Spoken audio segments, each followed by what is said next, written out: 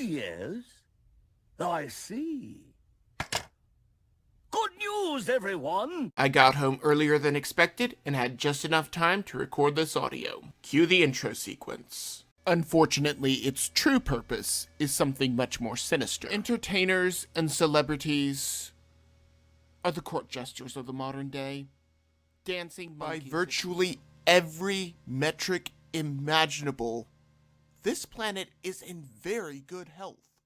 This is Luke Paulson, the Catholic Conservative, and welcome to the News of the Week for March 6th, 2021. And if you like these videos, do not forget to like, comment, and most importantly, subscribe for more.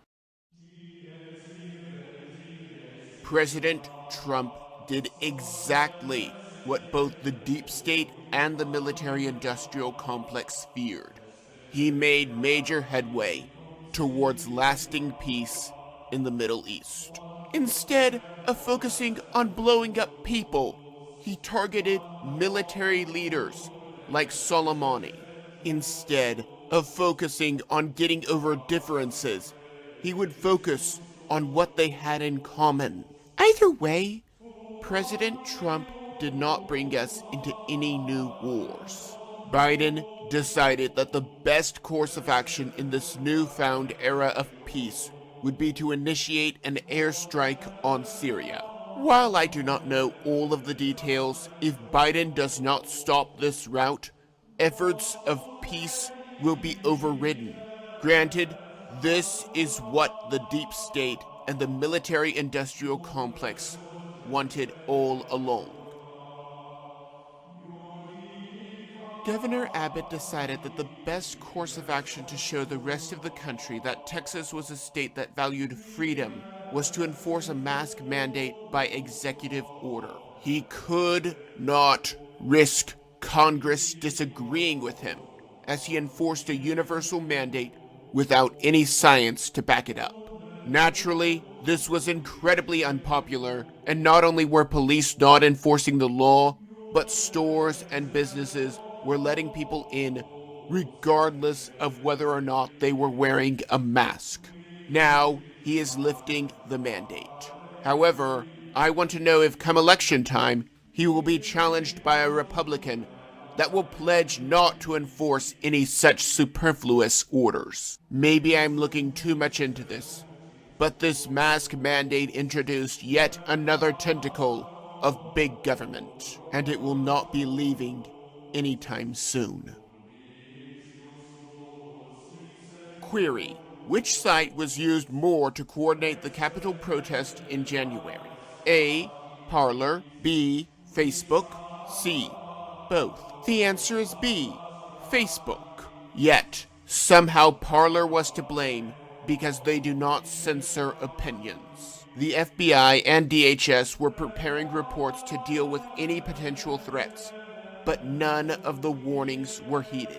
This is made even more embarrassing by the fact that the same fake news that called this Reichstag an insurrection were sent in to photograph the event. So, Facebook was used to coordinate the attack, Congress did not act on any warnings, and the fake news went in for a photo op. Am I forgetting anything?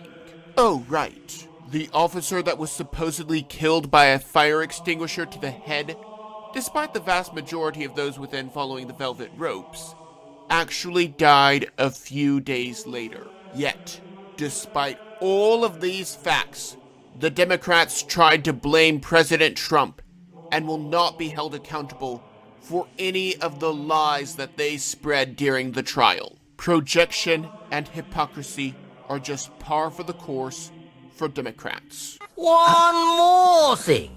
There were no arms collected from any of the people arrested, and so this was not an armed insurrection. How many firearms were confiscated in the Capitol or on Capitol grounds during that day? To my knowledge, we have not recovered any on that day from any other arrests at the scene at this point. But I don't want to speak on behalf of Metro and Capitol Police, but to my knowledge, none. So nobody's been charged with an actual firearm weapon in the Capitol or on Capitol grounds? Correct. The closest we came was the vehicle that had the Molotov cocktails in it, and when we did a search of that vehicle later on, there was a weapon, but How many shots were fired that we know of? I believe the only shots that were fired were the ones that resulted in the death of the one lady. One more thing. As you can clearly see, the police let these people in. Hey, man. Glad to see you guys. You guys are This is so that the deep state could blame them without getting their hands dirty. That is a very real possibility. The Wall Street Journal reports that the DHS, for the first time in our nation's history, will be focusing on domestic threats rather than foreign threats. Their bulletin focuses on those that might commit ideologically motivated attacks. Since this is the Biden administration, this will not be targeting Antifa or BLM, both of whom burned cities to the ground and were bailed out by his VP. No, this will be used against those who believe that the election was Olin's Day, and those that are furious over their rights being taken away over the China virus. Either way, this is not about stopping potential crimes, but all about creating a database to continue to stand on the throats of American patriots. The Cuomo nursing home scandal is one of, if not the most important story in the news today. However, whenever a big story comes up, there is always a distraction. Since Cruz's trip to Cancun did not work, there has to be another distraction. Several women have accused Cuomo of sexual harassment, and the media is shifting its attention. Quite frankly, I see this as a matter in his personal life, unless he used public funds. Either way, this is still a distraction. You would be hard-pressed to find someone in America that did not grow up reading Dr. Seuss. Cancel culture has come for the author over claims of racism, even though none of the books are racist. At best, you can argue that they are stereotypical, but not racist. There is a big difference between these two that cannot be understated. Darwin's Descent of Man is kept in science classrooms even though he argued that some people groups are closer to apes than others. The vast majority of children diagnosed with gender dysphoria grow out of it and become normal and perfectly functional adults if left alone. Puberty blockers can cause sterility and stunted growth. These surgeries and operations are offered to children as young as 3. Adults who transitioned are regretting it and wondering why they were given this treatment by adults that they should have been able to trust. These are the facts. When Senator Rand Paul, a doctor, had the audacity to point these out to Levine and asked if it was appropriate to offer this to children. Well, Senator, thank you for your interest in this question. Transgender medicine is a very complex and nuanced field with robust research and standards of care that have been developed. And if I am fortunate enough to be confirmed as the Assistant Secretary of Health, I would look forward to working with you and your office and coming to your office and discussing the particulars of the standards of care for transgender medicine. Senator, transgender medicine is a very complex and nuanced field. And if confirmed to the position of Assistant Secretary of Health, I would certainly be pleased to come to your office and talk with you and your staff about the standards of care and the complexity of this field. Translation: I know it is dangerous, you know it is dangerous, and the man in the moon knows that it is dangerous. But I cannot admit this. This is a despicable experiment on children that will only get worse.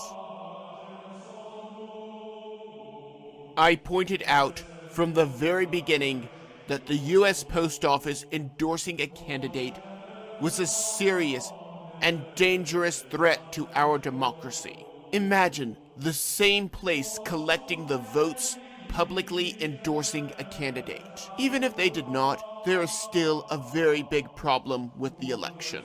The addresses listed for the voter rolls include empty lots, the side of a highway, non-existent houses, and a freeway overpass, none of which would be an acceptable address by the post office. When confronted about these discrepancies, the director in charge of these voter rolls simply beat around the bush and avoided the question.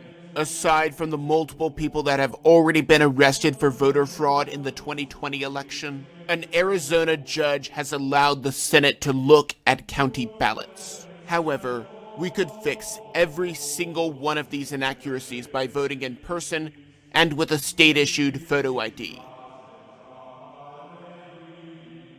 Taxation is theft, and it always has been. However, this time the money is not going to gender study programs in Pakistan. Instead, there is a whole new list of pork that is being added to the bill. Instead of spending the money on all those wasteful programs, I have a better idea. We could give the money back to the people who were taxed to get it, based on how much they paid in. In other words, if more money was stolen from you, you get more money back. The government shuts down your business for months, gives you a piddly check, and expects that everything is all right. What a joke.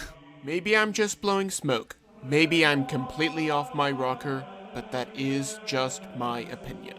If you enjoyed this, don't forget to like, comment, and subscribe. And be sure to follow me on social media.